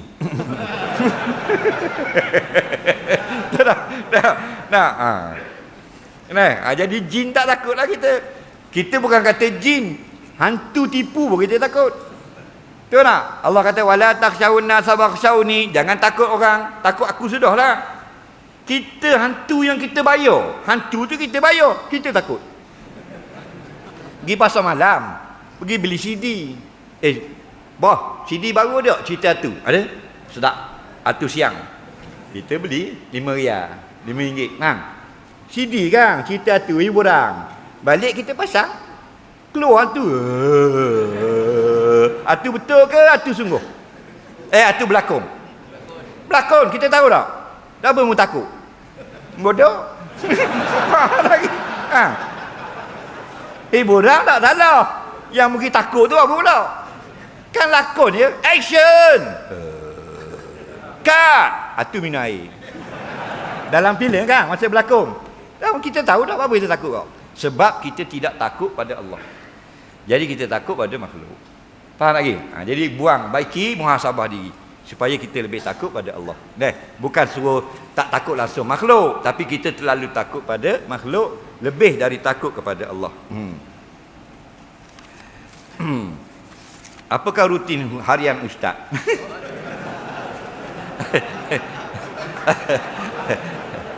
Rutin harian macam sama macam orang lain lah, tahu tak? Sama lah, bangun pagi mayar subuh, lepas tu minum kopi. Pagi atau anak sekolah. Kalau mak dia malas atau balik lambat kena belebel. Gitu lah. Nampak tak? Cukup pulang kena bagi duit. Gitulah. Bagi sikit mengamuk. Bagi banyak okey. Sama tak? Sama. Orang puang ada rumah, orang bujang senang. Orang perempuan susah. Tapi kalau tak ada bini susah pula kita. Betul tak? Anak nak sekolah, anak kecil berak, nak makan nasi, kawan-kawan mari nak jalan nak minum air, siapa nak buat air? Betul tak? Susah tak ada bini. Tapi dia ada serabut tengok muka dia. Faham tak? Mulut bunyi, mata kejam dah, mulut tak berhenti lagi.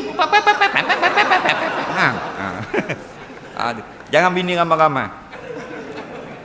Mono sudah, jangan stereo.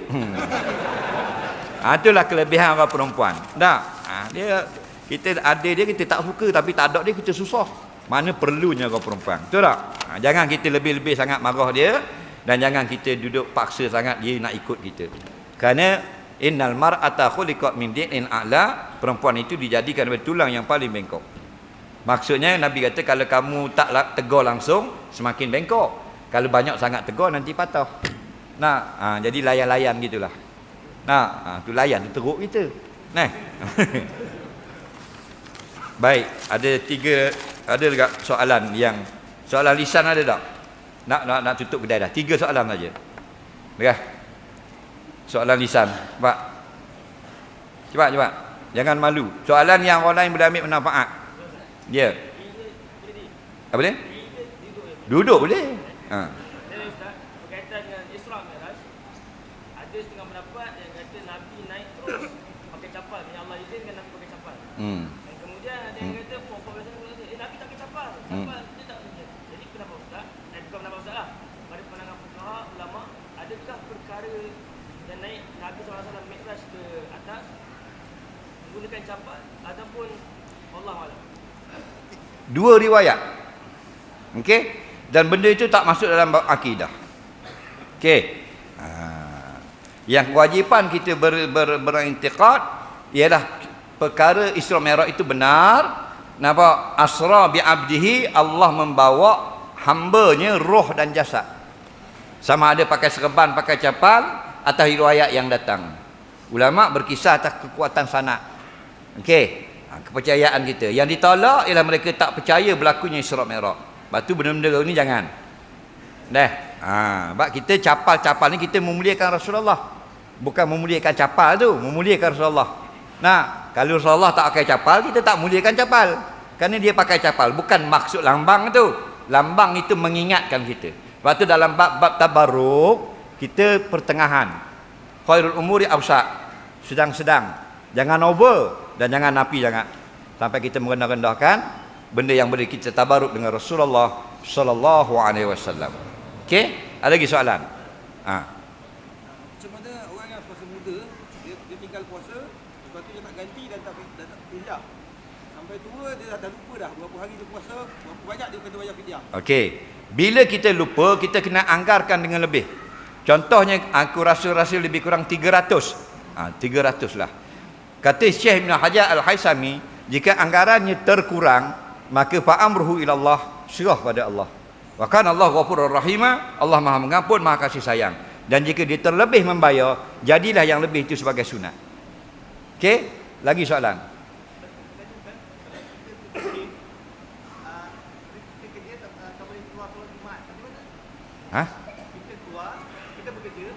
Tak boleh sembahyang jemaah. Dia boleh pekerjaan yang tak boleh ditinggalkan.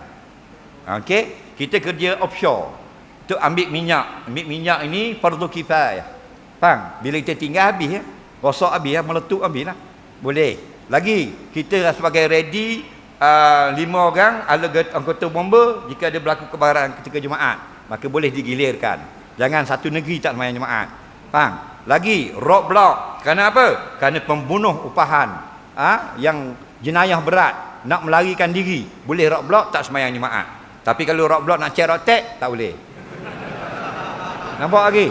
Itu perkara besar. Sembahyang Jumaat. Nampak? Ad-darurah tubihul mahzurah. Darurah itu mengharukan benda yang asalnya tidak boleh. Tengok keadaan.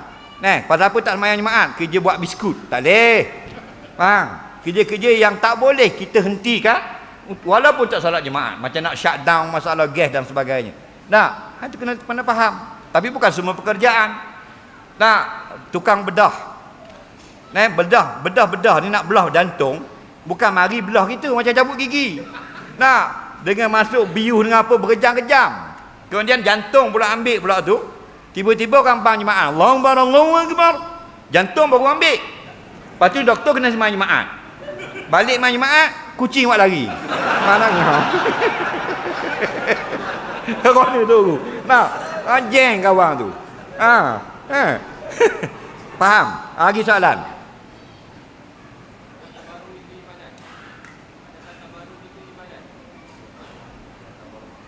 Tabaruk mengambil keberkatan.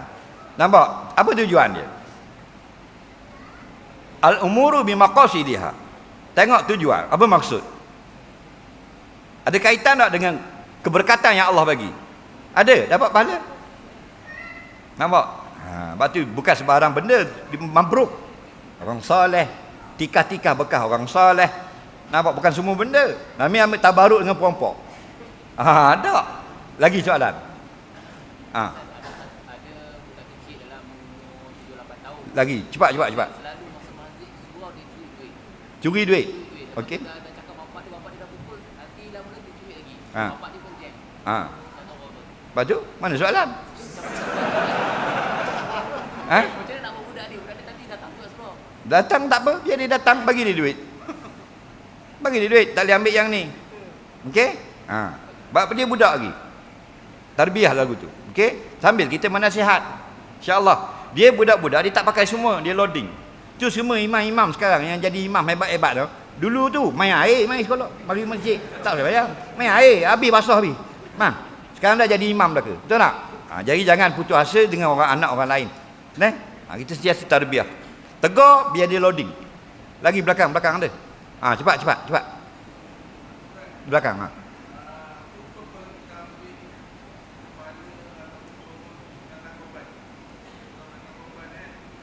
Mu ambil kepala dia. Mu siapa? Orang lain korban, tapi dia dah tinggal kepala. Semua melepaskan hak, boleh. Yang tak boleh, dia tukang sembelih, dia ambil kepala terus bola olahraga motor. Tak boleh. Kerana ambil upah daging korban haram. Upah ni mesti duit. Ini banyak orang dipanggil tukang sembelih, dia buat satu besen daripada daging untuk tukang sembelih sebagai upah dia mari kerja. Tak boleh. Kata Sayyidina Ali radhiyallahu anhu, amarani Rasulullah anak aku ma'ala apa dia ni? Nabi pernah wakil aku supaya aku menguruskan untuk korban Nabi. Dan Nabi pesan jangan beri sikit pun pada tukang lapah dan tukang sembelih. Wa nahnu nu'tihi min indina, kami beri upah dari harta kami yang lain. Jadi ingat nak masuk korban, panggil tukang sembelih, begini, kita tak boleh pergi tukang sembelih upah daging, upah kepala, upah tulang dan sebagainya. Kita upah duit seekor RM70. Kutip RM10 seorang dari yang masuk korban. Dia kata RM70 sikit, tak cukup. Kita korban dia pula. Nak banyak sangat. Faham tak lagi? Wa nahnu nu'tihi min indina, kata Sayyidina Ali, kami upah tukang sembelih harta kami yang lain.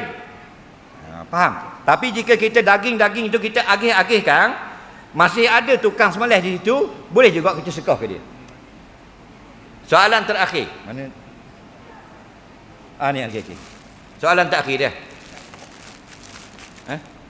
Mana? Ni dia dulu. Ni. Suami tak dapat nak bagi duit bulan-bulan pada siapa? Pada bini. Pakaian cukup. Tak, makan minum semua bagi. Dengar baik-baik. Bila kita sudah mengangkat nikah, aku terimalah nikahnya dengan mas kahwin yang tersebut itu, tak wajib lagi nafkah, wajib mas kahwin. Bilakah wajib nafkah? Bila isteri dihantar masuk ke rumah kita. Faham? On the way tak wajib. Dia panggil tamkin, diserahkan isteri sehingga boleh disentuh oleh suami. Nampak? Jadi katakan hari ni menikah, wajib mas kahwin, nafkah belum. Bila nak hantar bini? Minggu depan, Jumaat depan. Okey. Jumaat depan, on the way mari nak hantar ke rumah kita, tengah-tengah jalan accident.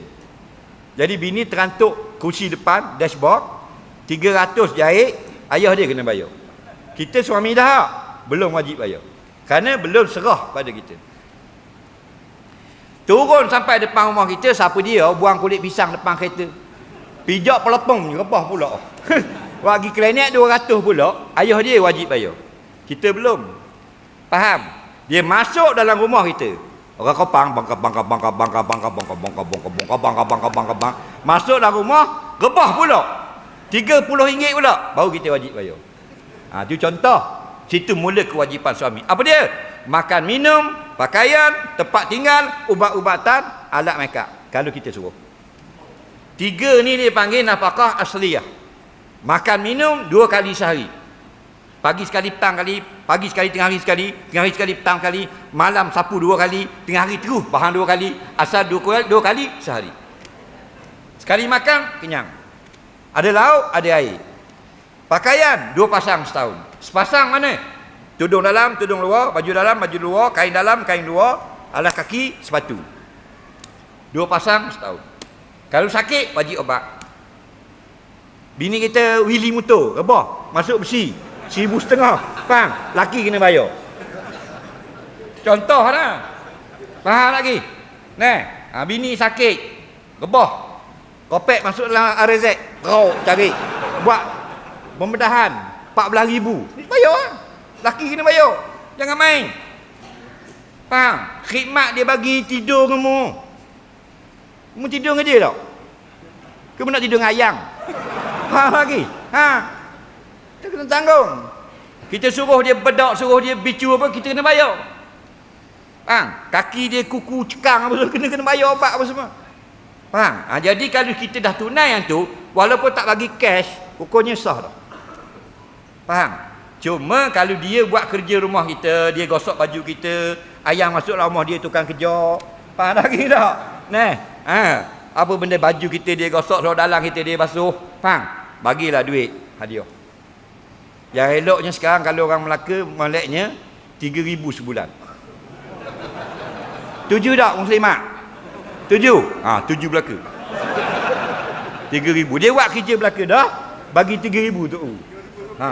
RM3,000 bagi. Bini kita kan bukan kawan-kawan tak apa, dia kawan-kawan kita, dia basuh spender mu. Basuh lah. Dah bini kita, luar dalam kita je basuh, keluar panjang je basuh, peyah je basuh. Nasinya masak, ikan dia goreng, pak tidur dia apa? Dia pula mari pula duduk je. Faham? Mu gosok dia gosok gerobak.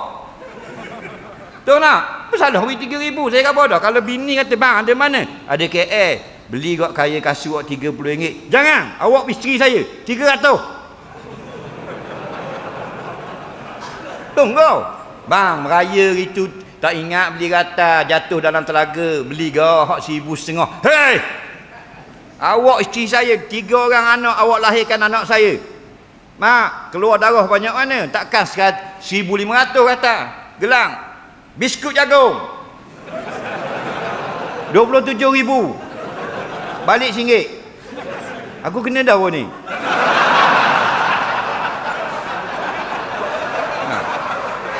RM18,000 balik RM1.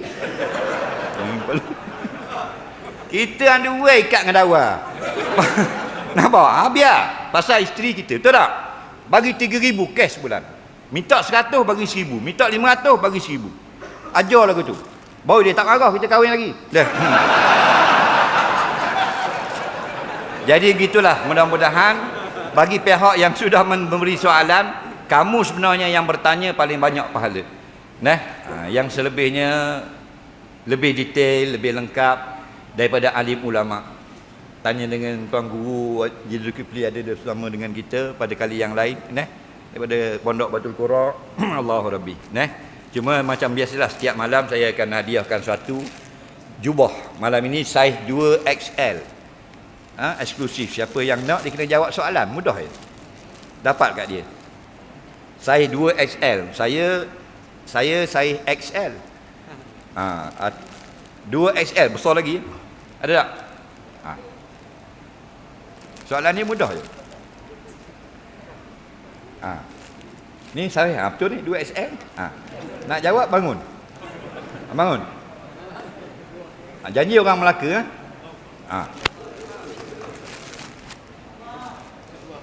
Baik. Baik. Soalan dia mudah je, soalan mudah-mudah. Soalan dia pada tahun berapakah dilahirkan Imam Malik?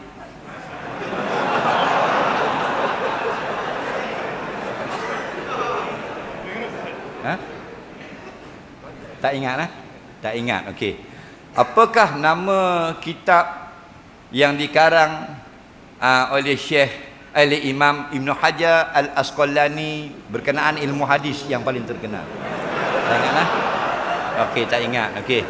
Tak apa. Kita nak bagi je. Setiap malam bagi ke orang, Ni eksklusif.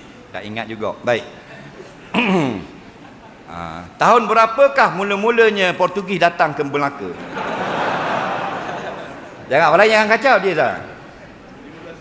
Salah tak dapat juga Salah dia 1509. Minta maaf saya orang Terengganu. Tak boleh jawab juga. Okey. Tahun berapakah gini. Berapakah panjang landasan lapangan terbang Batu Berendam? Tak pernah ukur. Allah Rabbi, 2135 meter. Tak boleh jawab. Okey, tahun berapakah siap dibina lapangan terbang Batu Berendam? Jangan kacau. Tak ingat juga. 1952. Allah Rabbi. Okey. Sebelum tahun 70-an, berapakah ada jumlah gunung dalam Malaysia?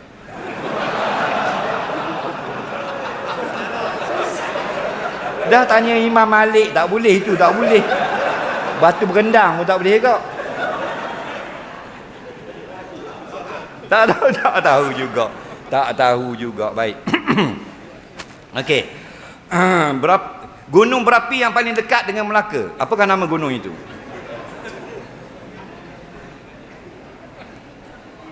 Gunung berapi yang paling dekat dengan negeri Melaka. Dan dia tahun lepas meletup. Nama gunung Malaysia memang tak ada dah. Gunung Sinabung. Okey, tak boleh jawab lah. Berapa kilometer dari Melaka?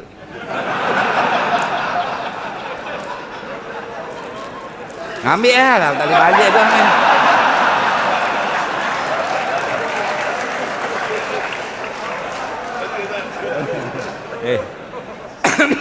Baik, pihak masjid hanya mampu mengucapkan jutaan terima kasih pada sekalian yang hadir dan yang telah memberikan sumbangan. Allah Ta'ala sajalah yang akan membalas dengan pahala yang sangat sempurna di akhirat nanti. Terima kasih kepada pihak masjid, pada pihak pengerusi, datuk-datuk, dep-dep, tuan-tuan guru.